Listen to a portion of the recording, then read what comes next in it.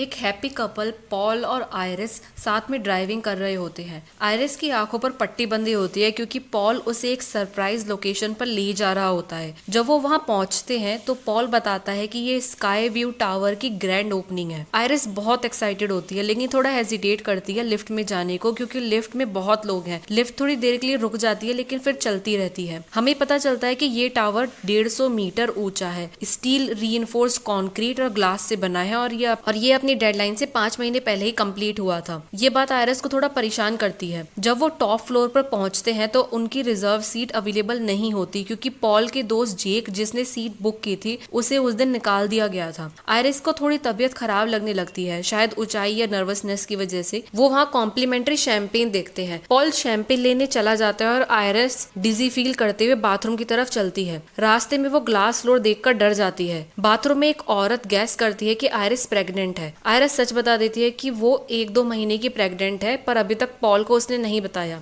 औरत उसे रीअश्योर करती है कि अगर पॉल सच में उससे प्यार करता है तो वो उसे कभी नहीं छोड़ेगा। बाहर पॉल आयरिस को फ्रेश हवा लेने के लिए ले जाता है। दोनों अपनी खुशी की न्यूज शेयर करना चाहते हैं लेकिन तभी एक बच्चा दिखता है जिसको सिक्का उछालने पर डांट पड़ रही होती है। थोड़ी देर के लिए वो उस सीन में उलझ जाते हैं। फिर पॉल प्रपोज करता है और आयरिस इमोशनल होकर यस कह देती है। साथ ही वो बताती है कि वो प्रेग्नेंट है। दोनों बहुत खुश होते हैं। उसी वक्त वो बच्चा एक और सिक्का उछालता है जो फैन में फंस जाता है। इससे एक चेन रिएक्शन शुरू हो जाता है। स्क्रूज उड़ने लगते हैं, ग्लास में क्रैक्स आने लगते हैं। जब कपल खुशी से डांस कर रहा होता है तो टावर धीरे धीरे टूटने लगता है और आधा क्राउड नीचे गिर जाता है। आयरिस का बॉयफ्रेंड एक ग्लास को पकड़ के लटका हुआ होता है लेकिन जैसे ही ग्लास टूटता है वो नीचे गिर जाता है और मर जाता है, जिसे देखकर आयरिस शॉक हो जाती है और वो वहाँ फ्रीज हो जाती है। तभी केओस मच जाता है। किचन में आग लग जाती है जो एस्केप रूट को ब्लॉक कर देती है। सब जगह पैनिक फैल जाता है और जगह ब्लास्ट गिरने लगती है। एलिवेटर भी ओवरलोड होकर गिरता है। आयरिस भी किसी चीज को पकड़ लेती है जबकि दूसरे लोग हवा में लटक रहे होते हैं। फिर एक सिक्का एक पियानो पर गिरता है और पियानो नीचे गिर के लोगों को धक्का मार देता है और सारे लोग नीचे गिर जाते हैं और मर जाते हैं। और वही बच्चा जिसने सिक्का उछाला था वो बिल्डिंग से तो बाहर गिर जाता है लेकिन वो पियानो गिरने की वजह से उस बच्चे की मौत हो जाती है। उस सब केओस के बीच आयरिस एक बच्चे की आवाज सुनती है तो जो मदद मांग रहा होता है। वो उसको बचाने की कोशिश करती है लेकिन गिरती हुई बिल्डिंग के कारण दोनों लटक रहे होते हैं। आयरिस की एंगेजमेंट रिंग एक कील में अटक जाती है जिससे वो लटक रहे होते हैं लेकिन बहुत जोर की वजह से आयरिस की उंगली टूट जाती है और वो दोनों गिर के मर जाते हैं। स्टोरी अब शिफ्ट होती है स्टेफनी पर जो बार बार एक बुरे नाइटमेयर देखती है जिसमें आयरिस होती है, उसकी दादी जो उससे कभी नहीं मिली और जिसका हाल वो नहीं जानती। स्टेफनी की रूममेट कहती है कि वो अपनी दादी के पास्ट को इन्वेस्टिगेट करे ताकि उसका मन शांत हो। स्टेफनी अपने पापा से पूछती है कि क्या उसकी माँ के पुराने बॉक्सेस हैं जिसमें आयरिस के बारे में कुछ हो, लेकिन पापा कहते हैं कि वो सब फेंक दिए गए थे। उसका भाई चार्ली बाहर से आता है और कहता है कि स्टेफनी सिर्फ छुट्टियों में घर पर आती है। स्टेफनी उसे अपने नाइटमेयर्स, गिरते ग्रेड्स और स्कॉलरशिप खोने के डर के बारे में बताती है। उसे लगता है कि ये सपने किसी क्लू जैसे हैं। फिर वो अपने कजन्स एरिक, जूली और बॉबी के पास जाती है और बाद में अपने अंकल और आंट हावर्ड और ब्रेंडा के पास। वो आयरिस और स्काई व्यू टावर के बारे में बात करती है। फैमिली थोड़ी नाराज होती है लेकिन बताती है कि आयरिस सीरियसली डिस्टर्ब थी। जब उनके दादा मर गए थे तब आयरिस का हाल खराब हो गया था। उसने अपने बेटे को घर में बंद कर दिया था। मौत के बारे में अजीब ऑब्सेशन हो गया था और आखिर में स्टेट ने उनके बच्चों की कस्टडी ले ली और आयरिस से अपने बच्चों को दूर कर दिया। आयरिस ने अपने बेटे को फॉस्टर होम में ढूंढ निकाला और अपने पोतों को खौफनाक लेटर्स भेजे जिसमें मरे हुए लोगों की फोटोज थी। इस वजह से फैमिली में इमोशनल ट्रॉमा हो गया था। फैमिली को अपनी सेफ्टी के लिए आयरिस से दूर जाना पड़ा। हावर्ड स्टेफनी को वार्न करता है कि वो अपनी दादी से दूर रहे। जब सब लोग चले जाते हैं तब स्टेफनी अपनी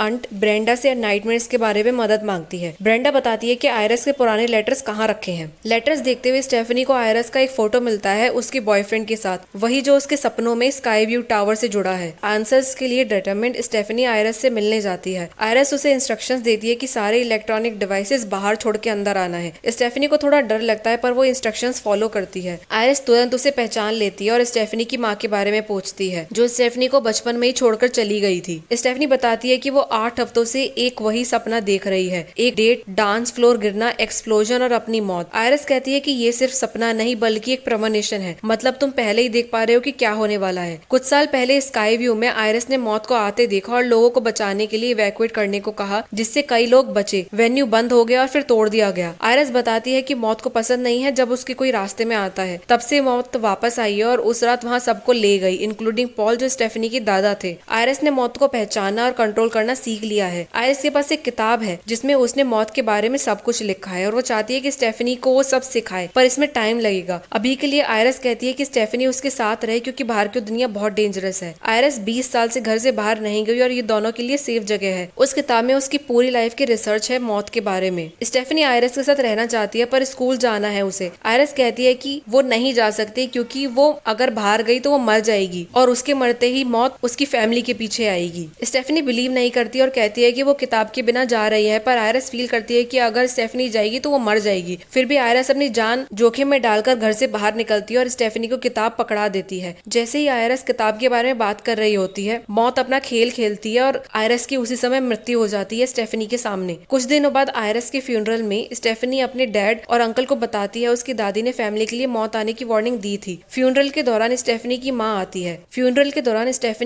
आती है। स्टेफनी ये देखकर गुस्से से वहाँ से चली जाती है क्योंकि उसको अपनी माँ पसंद नहीं है जब वो बचपन में उनको छोड़कर चली गई थी। उसका भाई चार्ली कहता है कि स्टेफनी इस तरीके से बिहेव ना करे। घर पर स्टेफनी अपने दादी की बुक को ऑनलाइन डिटेल में पढ़ती है। बाद में फैमिली डिनर के टाइम एक कजन गलती से ग्लास का कंटेनर तोड़ देता है और उसका एक छोटा टुकड़ा फ्रीजर की ट्रे में चला जाता है बिना किसी को पता चले। स्टेफनी की मॉम डार्लिन फैमिली गेट टुगेदर में कुकीज लेकर आती है जिसकी वजह से थोड़ी ऑकवर्ड सिचुएशन हो जाती है, खासकर कजन बॉबी के लिए, क्योंकि वो जो कुकी लेकर आई थी वो पीनट बटर से बनी थी और बॉबी को पीनट से एलर्जी है। फिर भी फैमिली साथ टाइम एंजॉय करने की कोशिश करती है, ड्रिंक्स बनाते हैं, पर एक ग्लास में छोटे छोटे ग्लास के टुकड़े होते हैं जिससे किसी को पता नहीं लगता। अंकल हावर्ड एक दिल से बात करते हैं कि तुम अपनी फैमिली चूज नहीं कर सकते, पर जो फैमिली जिंदगी ने दी है उसे प्यार करना चाहिए। अंकल हावर्ड सबको याद दिलाते हैं कि उनकी मॉम अकेली रहती थी जब तक वो मर नहीं गई और जिंदगी का मजा लेना चाहिए क्योंकि वो चला जाता है वापस नहीं आता। वो सबसे प्यार करते हैं और सब ग्लासेस उठा के टोस्ट करते हैं। तभी जूलिया के गले में कुछ अटक जाता है और वो चोक करने लगती है और उसके हाथ से उसका ड्रिंक गिर जाता है। इसी बीच स्टेफनी अपनी दादी की बुक पढ़ रही होती है जिसमें वो एक कॉइन के बारे में पढ़ती है जो इंसिडेंट से जुड़ा है और मौत के अलग अलग तरीके के बारे में भी जानकारी मिलती है। चार्ली को एक कजन ट्रैम्पोलिन पर जंप करने के लिए बुलाता है, पर वहाँ नीचे एक छुपा हुआ टूल है जो बहुत सारे लोग अगर ऊपर चढ़ जाए तो इंजरी कर सकता है। एक पिक्चर फ्रेम वॉल से गिरता है और उसका एक ग्लास का टुकड़ा स्टेफनी के हाथ में आ जाता है। कुछ गड़बड़ महसूस करते हुए स्टेफनी अपनी कार में जल्दी निकल पड़ती है अपनी फैमिली से मिलने के लिए। पता चलता है कि ग्लास का टुकड़ा उसके डैड के ड्रिंक में होता है, पर वो ड्रिंक नहीं करते। जब अंकल हावर्ड ट्रैम्पोलिन पर चढ़ते हैं वो लगभग टूट जाता है, पर डार्लिन नीचे छुपा हुआ टूल देख लेती है और सबको रोक देती है ताकि किसी को चोट ना लगे। बच्चे कहते रहते हैं, तभी आंट ब्रेंडा गलती से एक बोतल गिराती है जो होज को इन्फ्लेट करने लगती है। इस हंगामे में एक ग्लास जिसमें टुकड़ा होता है गिर जाता है और टूट जाता है। अंकल हावर्ड उस टूटे हुए ग्लास पर चल पड़ते हैं और हाथ कट जाता है। थोड़ी देर बाद इन्फ्लेटिंग होज की वजह से चेन रिएक्शन क्रिएट होता है और इस दौरान अंकल हावर्ड की मौत हो जाती है। हावर्ड के फ्यूनरल पर स्टेफनी चार्ली को बताती है कि उन्होंने अपनी दादी आयरिस की बुक से स्काई व्यू में जो लोग थे उस रात का पता लगाया। जो लोग वहाँ थे वो सब अजीबोगरीब तरीकों से मरे, बिल्कुल वैसे जैसे आयरिस ने पहले ही बताया था। आयरिस ने मौत को ढेर सालों तक रोक रखा था। स्टेफनी बताती है कि मौत सिर्फ आयरिस के खून के रिश्तों को निशाना बना रही है क्योंकि ये फैमिली ब्रांचेस जिंदा नहीं रहनी चाहिए। मौत हर फैमिली ब्रांच को उनकी उम्र के हिसाब से मार रही है। पहले अंकल हावर्ड, फिर एरिक, जूलिया, बॉबी, फिर दूसरा जिसमें डार्लिन, स्टेफनी और चार्ली हैं। पर फैमिली के ज्यादा लोग स्टेफनी की बात कॉन्स्पिरेसी समझकर मना कर देते हैं। डार्लिन स्टेफनी से कहती है कि वो इस बात को इग्नोर कर दे वरना तुम अपनी जिंदगी खराब कर दोगी मेरी तरह। बाद में एरिक अपने टैटू शॉप पर काम करते दिखता है। एक क्लाइंट का टंग पियर्सिंग सक्सेसफुली कंप्लीट करता है। एरिक रात तक शॉप में सिर्फ सफाई करता है। थोड़ा उदास मूड में वो अपने हाथ पर डैड टैटू करता है, तभी एक फिगरीन गिरती है। निडल्स गिर जाते हैं और डिसइंफेक्टेंट गिरकर फैल जाता है। एक चेन उसकी नोज पियर्सिंग से उलझ जाती है और जब डिसइंफेक्टेंट में आग लगती है तो एरिक फंस जाता है और उसका हाथ जल जाता है। अगली सुबह स्टेफनी चार्ली को जगाती है परेशान क्योंकि एरिक का कोई जवाब नहीं आ रहा होता। दोनों एरिक को रास्ते में जिंदा पाते हैं। वो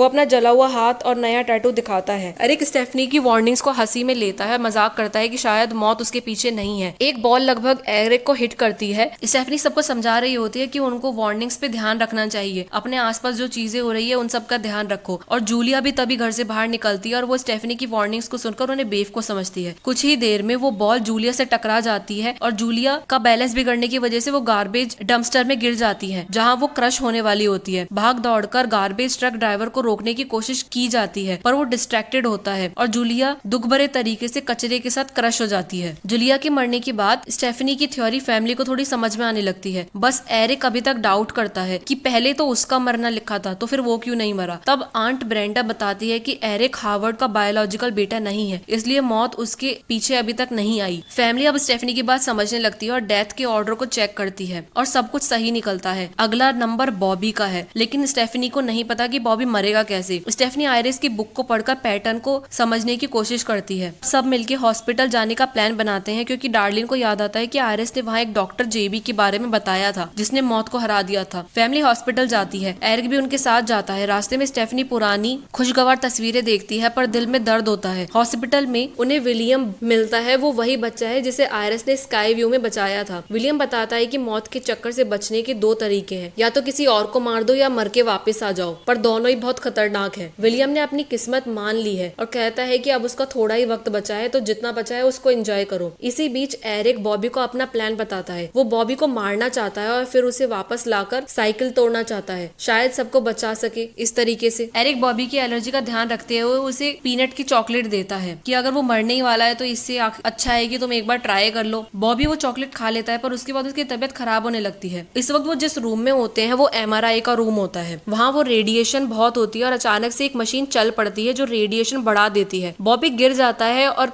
अपनी एलर्जी की वजह से उसको कुछ दिखाई नहीं दे रहा होता, वो चल नहीं पाता। वहाँ पे MRI मशीन ऑन हो जाती है और क्योंकि एरिक की बॉडी पे बहुत सारे आयरन के पियर्सिंग्स थे, वो मशीन की तरफ खींचने लगता है व्हील चेयर और फिर एरिक खुद मशीन में खींच जाता है और एरिक मर जाता है। बॉबी बहुत कमजोर एरिक के हाथ में सिरिंज तक क्रॉल करता है और अपने आप को इंजेक्ट कर लेता है जिससे कि वो बच सके। पर नर्स जैसे ही दरवाजा खोलती है वेंडिंग मशीन से एक मेटल बार गिरता है और बॉबी की माथे पर लगता है जिससे वो तुरंत मर जाता है। अब दोनों भाई मर चुके हैं। सब लोग शॉक में होते हैं कि अब क्या करें, समझ नहीं पाते और आयरस के कैबिन में जाते हैं जहाँ वो सालों तक जिंदा रही थी। कैबिन में स्टेफनी अपनी सीट बेल्ट में बंधी रहती है, वो उसे खोल नहीं पाती जबकि बाकी लोग घर के अंदर जाने की कोशिश करते हैं। अचानक एक बड़ा ब्लास्ट हो जाता है जो स्टेफनी को सीट के साथ पानी में उड़ा देता है। चार्ली हेल्पलेसली देखता है कि एक यूटिलिटी पोल उनकी माँ को मार देता है। स्टेफनी डूब जाती है पर चार्ली उसे जिंदा करता है। स्टेफनी समझ जाती है कि वो मर के वापस आई है और इस तरह मौत का चक्कर टूट गया। कुछ दिन बाद चार्ली, स्टेफनी और उसके डैड एक इवेंट में जा रहे होते हैं। वहाँ पे स्टेफनी की उंगली कट जाती है। वहीं दूसरी तरफ ट्रेन स्टेशन पर एक सिक्का प्लेटफॉर्म पर अटक जाता है। वहाँ वो जिस इवेंट पर जाते हैं वहाँ पे एक आदमी बताता है कि चार्ली ने अपनी बहन की जिंदगी नहीं बचाई, वो मरी नहीं थी, बस बेहोश हुई थी। ये बातें सुनकर उन दोनों को अजीब लगता है कि वो मर के वापस नहीं आई है, तो इसका मतलब मौत अभी भी पीछे है। जैसे ही वो पीछे मुड़कर देखते हैं ट्रेन उनके पीछे आ रही होती है क्योंकि वो पटरी से उतर चुकी होती है। दोनों भागने की कोशिश करते हैं लेकिन ट्रेन उन दोनों को मार देती है और इस तरह हमारी फाइनल डेस्टिनेशन की कहानी खत्म होती है। अगर आपको ये वीडियो अच्छी लगी हो तो प्लीज लाइक एंड सब्सक्राइब करना ना भूले। Thank you.